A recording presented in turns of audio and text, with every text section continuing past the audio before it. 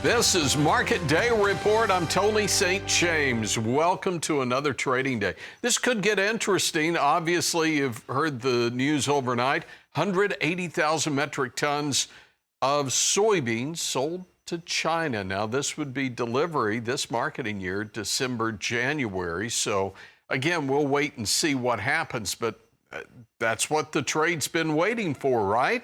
So how are we trading? Let's first start with the corn market in the overnight session and a bit of a pullback. This is a market that's been higher for 3 straight sessions.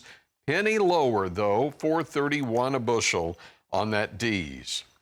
Well, the market did find out about this trade with China and took the market down 9 1/4 cents, 10.69.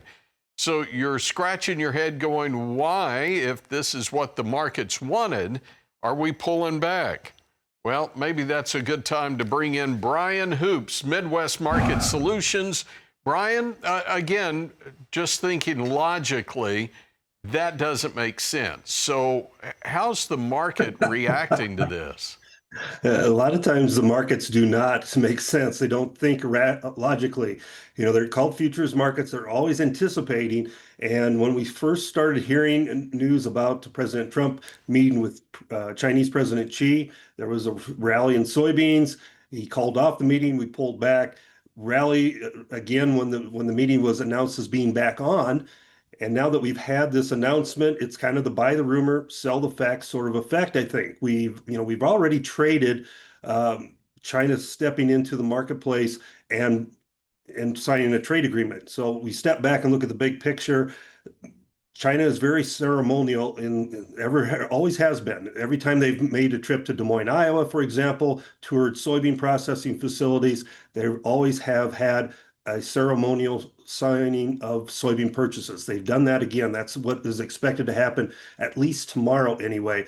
180,000 metric tons soybeans reportedly have been purchased by China. That's 6.5 million bushels. Not a game changer, but it is kind of a token purchase that they can say we did buy U.S. soybeans, and Trump walks away with a victory as well. We also have trade agreements this week announced with Japan, over $8 billion of ag products that they're going to purchase. And it sounds like South Korea has signed an agreement as well in the last couple of days. Again, we don't have any details. We've seen a big rally in the grains. We've also seen farmers do exactly what I think they should be doing anyway, and that is selling into this rally. They're selling crop soybeans, they're selling corn, maybe even some wheat is being sold on this rally. The funds are covering short positions. I don't know how much higher this market has legs for, with good growing conditions in South America, expanding acres, especially of soybeans in Brazil. There's going to be a lot of product on the world marketplace, and we just don't have to trust China at this point in time that they're going to continue to buy U.S. beans when South America supplies will be available and at much cheaper prices. Yeah, good points there. Brian, for all the interesting things happening on the row crops, we have equally interesting things happening on the other side of the ledger, talking livestock markets. We'll take a break, come back, and pick that conversation up with Brian Hoops, Midwest Market Solutions. This is Market Day Report. All right, so we talk cash cattle. What you get is you get a bid from the packer. You get an asking price from the feeders. And ideally, they can come to some resolution there, and that's how we trade cash cattle. That's pretty simplified. So what are the bids this week? Well, Iowa, Kansas, Nebraska, 228, up to 230 in Nebraska. So what are the asking prices? Texas and Kansas, 240.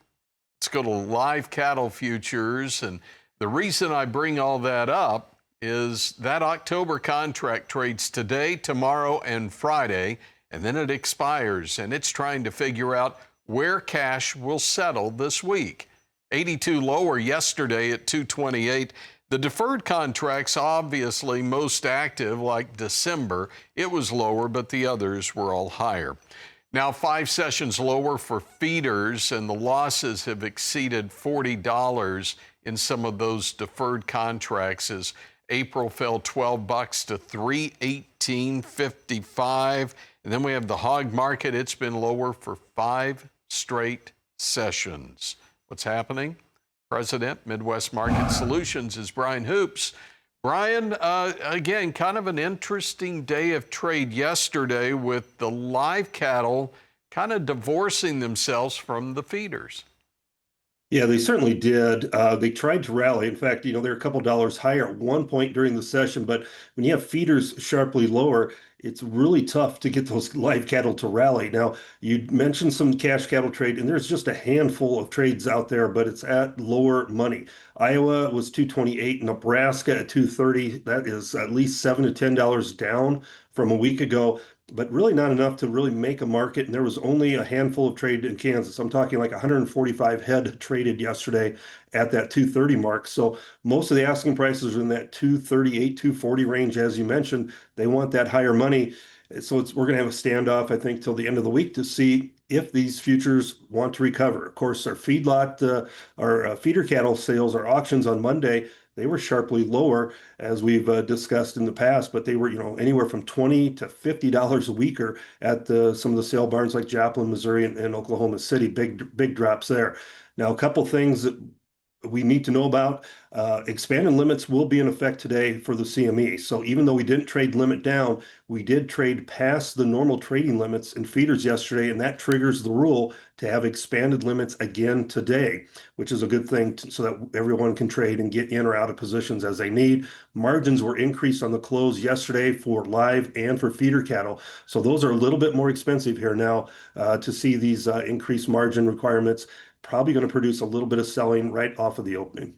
Yeah, and again, you mentioned Oklahoma City. I was looking at the feeder auction there, 3,500 sold, 30 to 40 lower.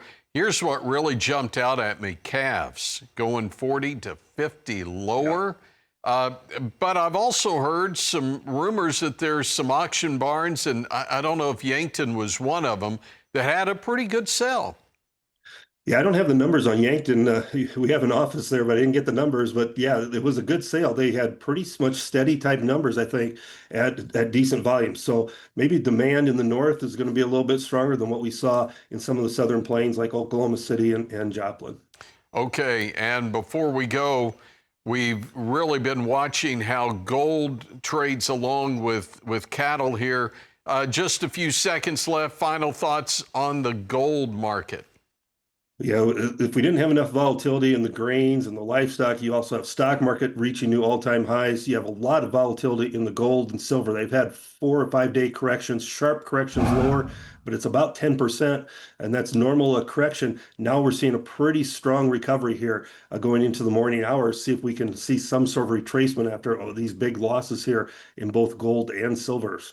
All right, Brian Hoops is president, Midwest Market Solutions.